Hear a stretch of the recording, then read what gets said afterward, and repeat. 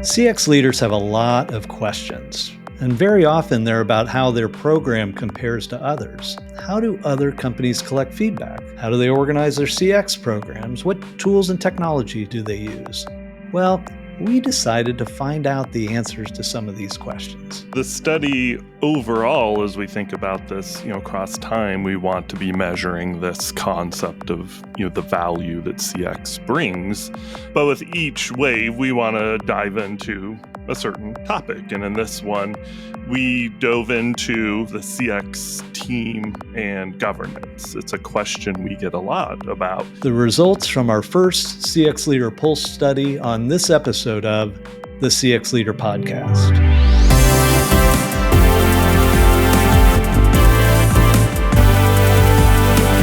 The CX Leader Podcast is produced by Walker, an experience management firm that helps our clients accelerate their XM success.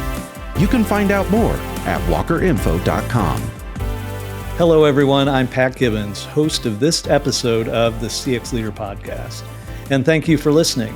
It's a great time to be a CX leader. And we say that a lot on this podcast. And in this episode, we might actually have some data to back it up. It's human nature to compare what we do professionally and even personally with others, and CX leaders are no different.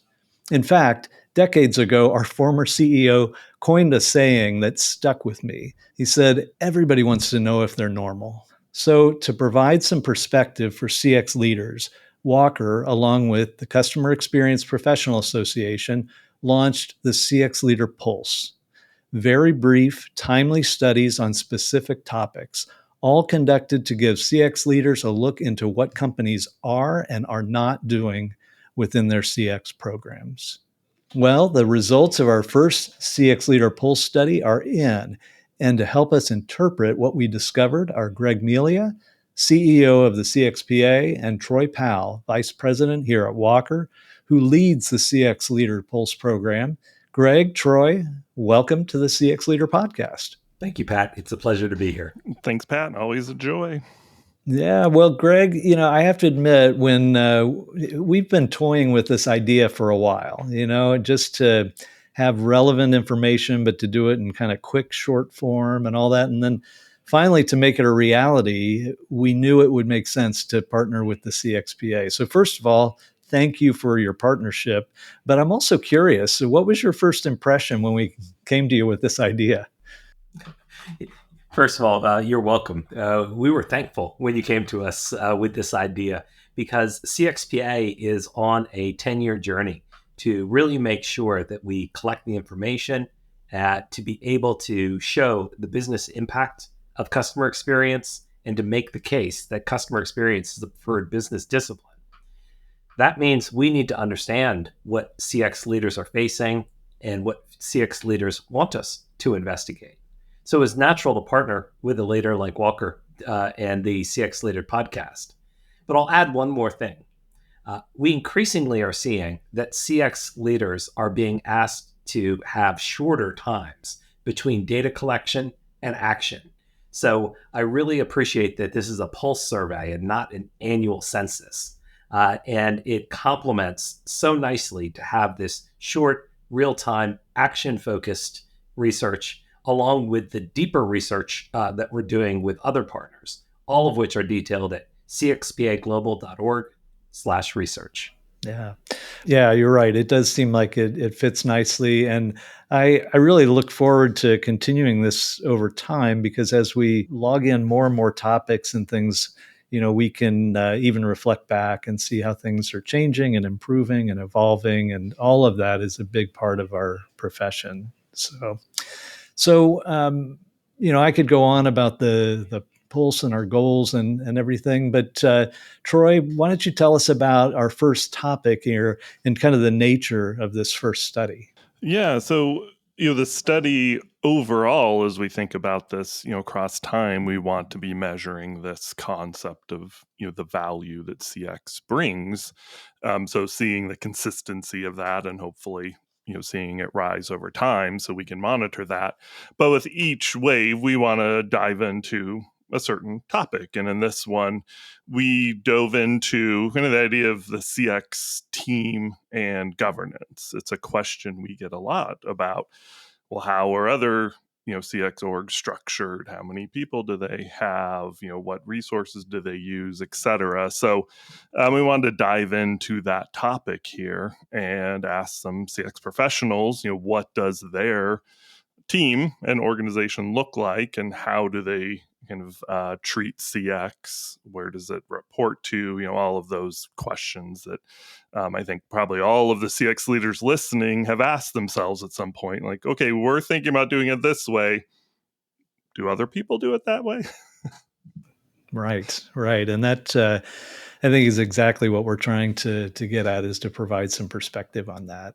Well, let's start kind of at the more broad level, because you asked, for feedback about kind of value of the programs and how it's perceived. What are some of the things you found, and what did some organizations have in common? Yes, and and I think too, one thing to probably get out up front here is, what did responses look like in general? Like, who was responding this first time around? And I will say we got 135 responses to this first one. We would love to get more. So, we're releasing the second wave today when we're kind of releasing this episode. And so we'd love everybody to participate. You'll get the data and the report on it, which can help you make cases for CX in your org, and then allows us to have a more robust, sample to pull kind of information and findings from. But we did see a lot of participations, about over 60% were people who lead at least all or part of the CX efforts within their organization. I think about 50% of them have been in CX for almost a decade or more. But we do see a lot of involvement from people working in orgs. So they may have a lot of experience, but the organizations they work for and the companies they work for having just 0 to 4 years of experience, with CX being a formal initiative. So we get a good, I think, cross section, even though it's not as many as we would like. It's a good cross section, and findings really did, I think, align with what we've seen elsewhere in some cases. And so the biggest, I think, overall finding when we talk about this value concept, so, how broadly is CX valued within your organization? That's the question we kind of asked. And we did have a pretty decent finding, right? I think 2/3 of respondents said, hey, yeah, we agree it is. That's good. But then that leaves kind of this 1/3 of respondents in the state of, hey, it's not broadly valued. And we hear, I think, a lot from those people as to, okay, how and what do we do? But again, kind of a good news, bad news. Like, all right, it's decently high, but there is definitely a set of you that are not feeling valued in your efforts. Yeah, I think that's really interesting, Troy. Like all data, it's data. And so I think it's incredibly valuable that we heard from 135 CX professionals, and that a third of them are not feeling the love, from their organization, because we know the relationship between EX and employee engagement. And it's really hard to achieve those outcomes if you're feeling undervalued. So I think that's a great finding, and frankly, I think having 135 CX professionals respond to a new data collection tool. Pat told me not to say the S word. So they like to write. People like to write the surveys. They don't like to answer the surveys. Right. I think getting 135 answers from this qualified group is actually a really good first step for us. Yeah. And hopefully people will, again, our hope is you find value in this, so more people will want to participate so that they get the results. So, but in general, it sounds like you got, feedback from, the right people in general, and that they provided some good insights, now, sort of related to this whole area of value. I know in some other some analysts and others have started to say, well, maybe CX is sort of fading from the spotlight. It's sort of had its day in the sun as sort of the golden child.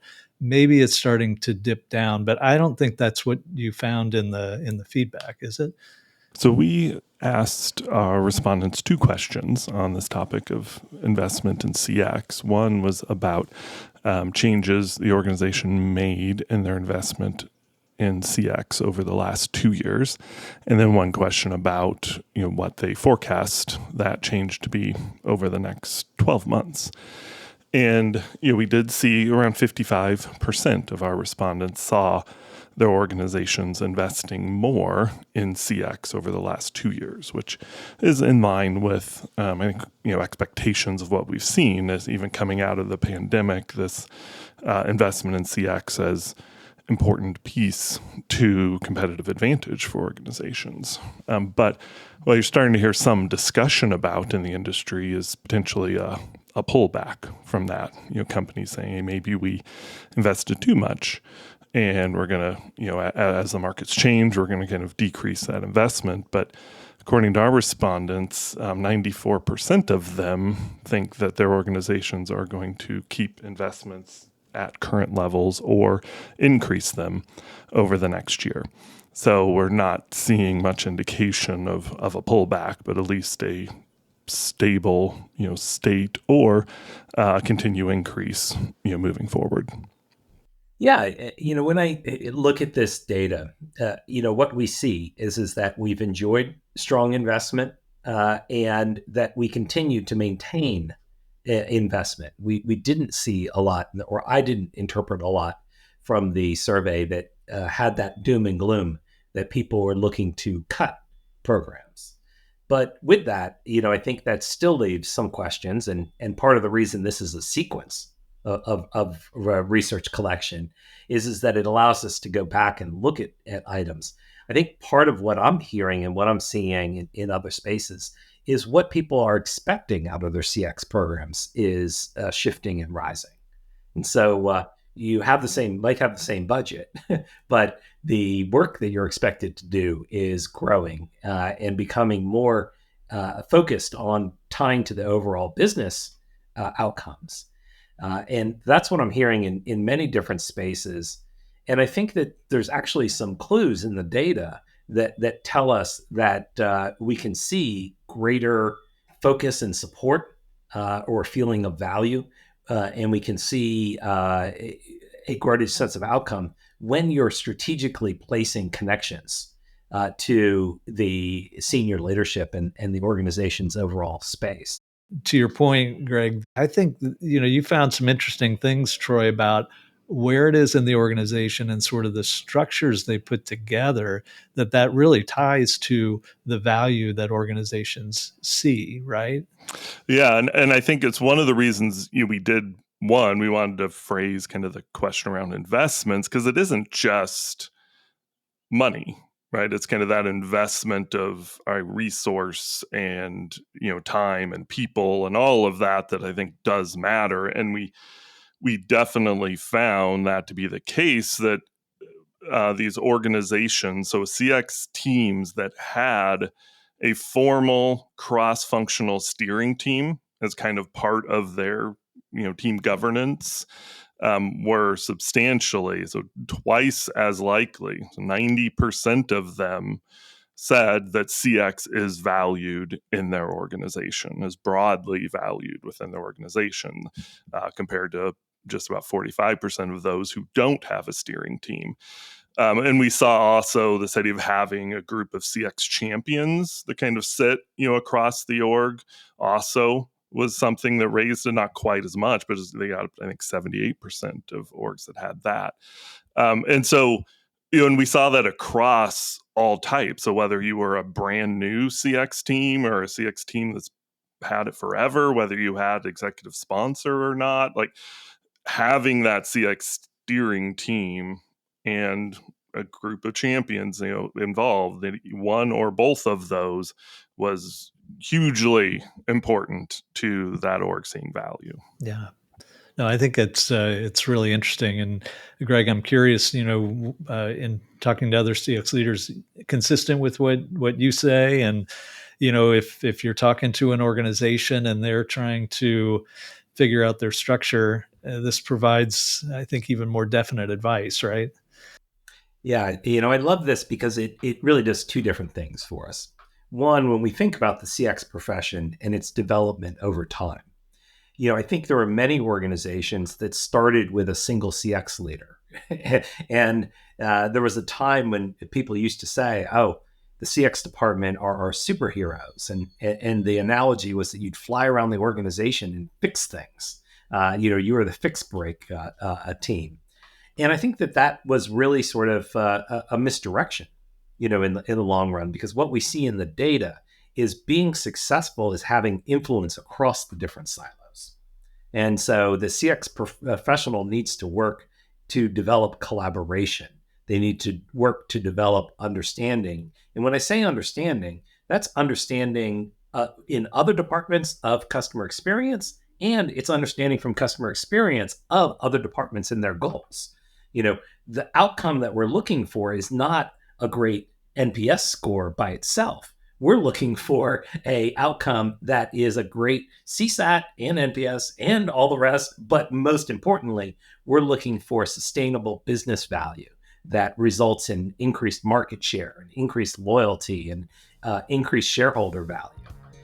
So this is really, really important that we think about the implications of how we structure and give access for CX across the organization. And steering committee is just an outstanding model to help that and make that happen.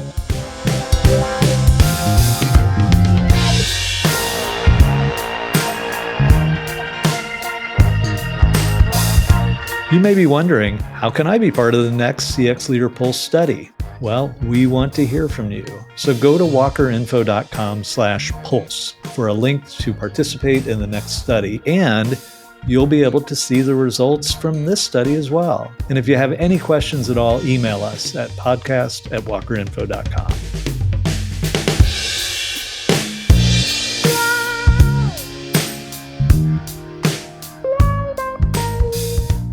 Yeah, it really is impressive for those, Troy, you mentioned so many of the people responding have more than 10 years experience.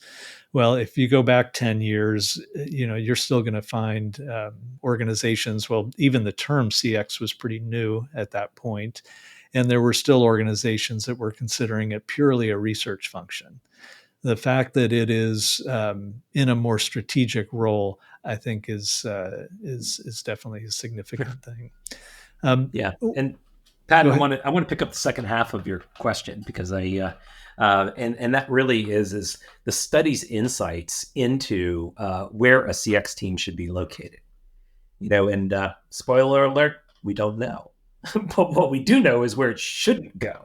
And so, Troy, what I'm interested to know is what are we finding in the data where CX teams were being put into places where the data suggests they shouldn't be? Yes, and we, to your point, we did see them being located in a lot of different places, which is our experience of, it's kind of who wants this thing and where does it start and all that. And, and there's definitely some places that it does well, but we did, interestingly enough, see a real low score on this kind of broadly perceived value of CX when it was located within customer service or support.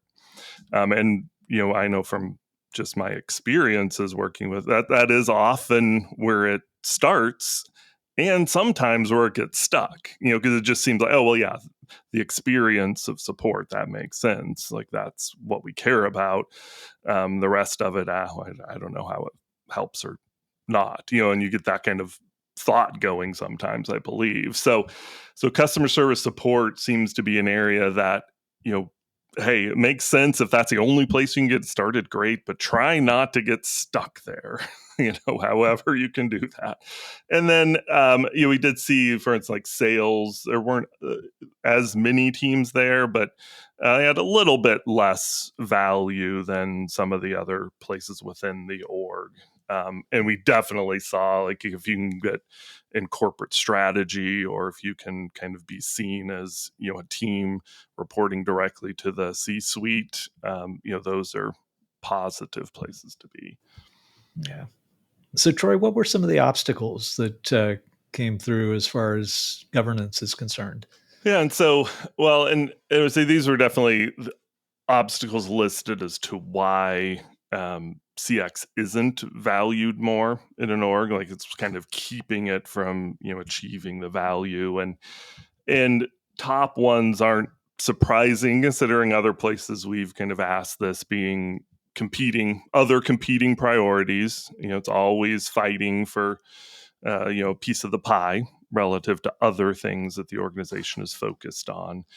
And then the second one that we've seen a lot, again, is this kind of poor integration across systems, not necessarily across functions. That finds its way in here. This kind of conflict of internal organizations is kind of a top 5 obstacle, but seeing this issue of integration across systems, kind of the data issue, and the getting the names of the customers, who are our customers, to even understand what their experience is, right? Like, that was something that 50% of people selected.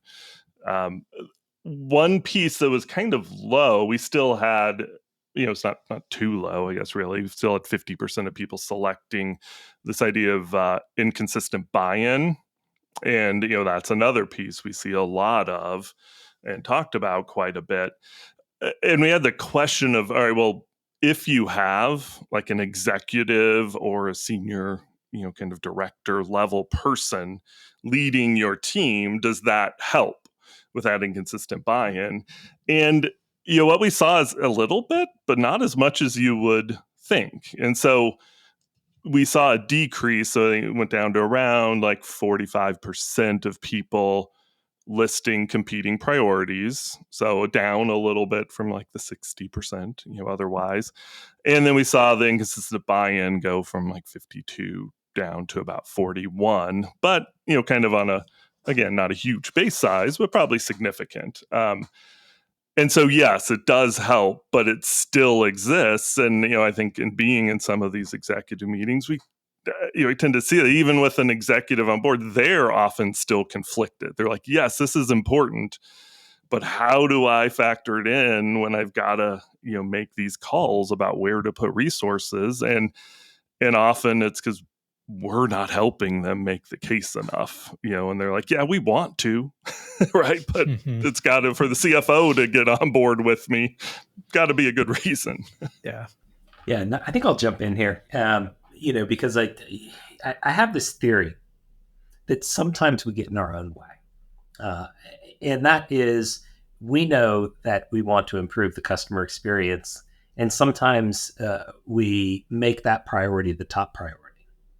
And again, the outcome that we're looking for is a solid business result, something that works for employees and something that works for the customer as well.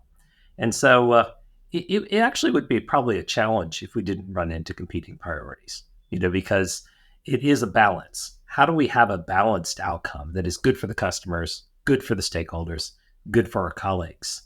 So, I think that mythical idea that we're going to get someone from the C-suite to come down and solve all the competing priorities is missing the fact that every choice that we make should go through that triangle.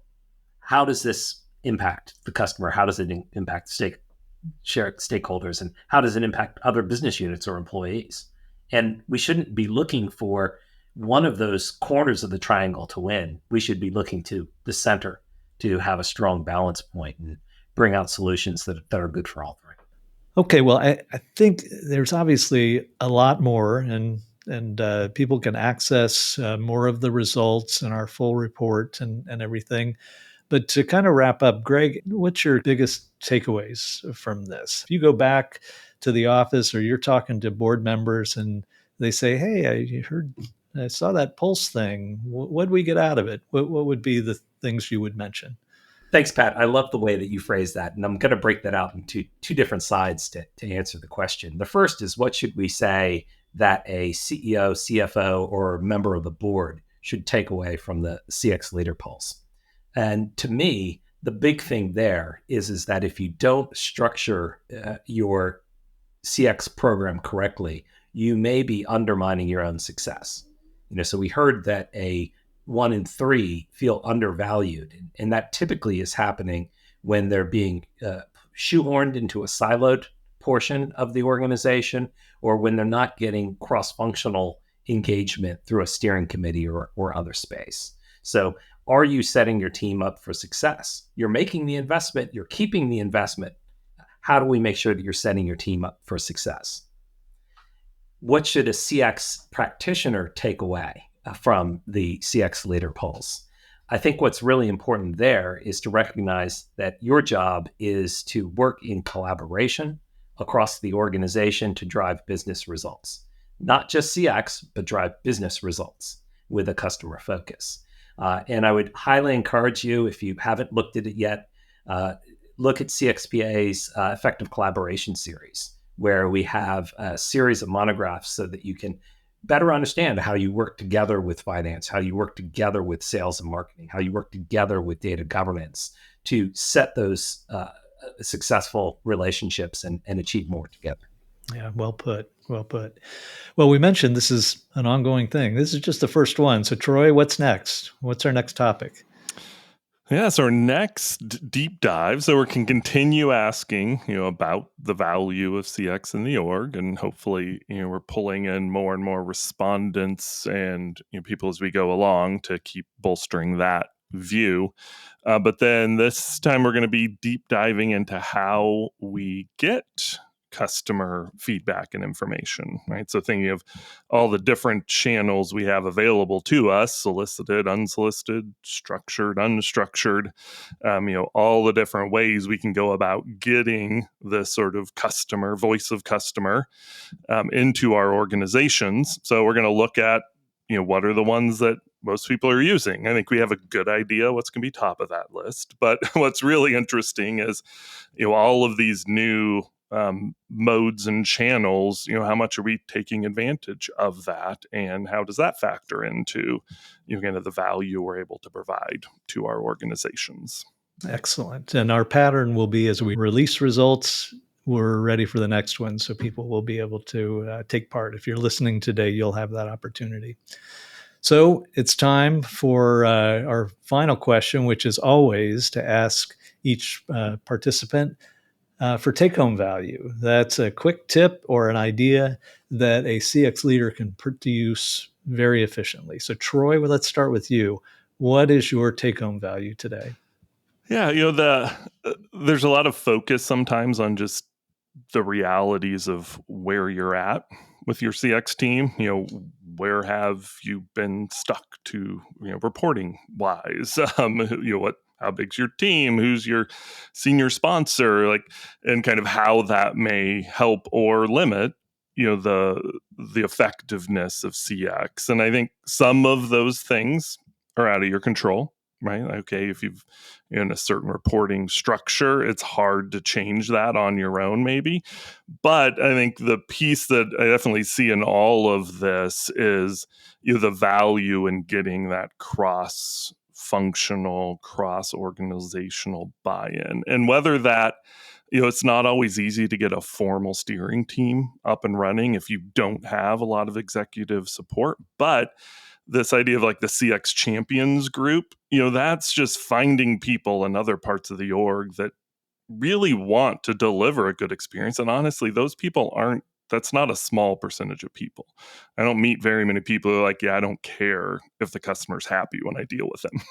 Right. So finding other people like that in parts of the org that have some juice and getting them involved and, forming this kind of a champions team can be a really good way if you're struggling to really make inroads in your org, can be a way to start that process. All right.